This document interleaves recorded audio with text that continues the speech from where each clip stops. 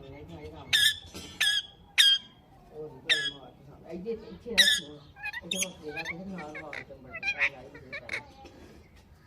ਇਹਦੇ ਖਾਣਾ ਤੋਂ ਬਾਅਦ ਥੱਲੇ ਕੰਮ ਮੱਕਾਂ ਦੁਨੀਆ ਨੂੰ ਕੋਈ ਦੇਖਣਾ ਹੈ ਹੈ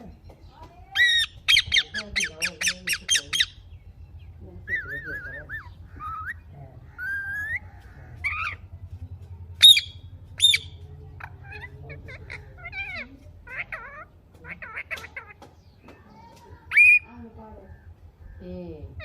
चाहिए क्या आपकी लड़की ने क्या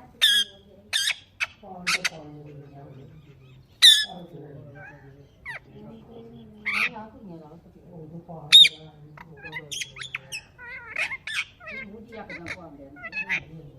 फिर तो बच्चा चला नहीं कहां लगा बड़ा चला के होगा बाबा किथु तक चले आई वे किथु तक लग गई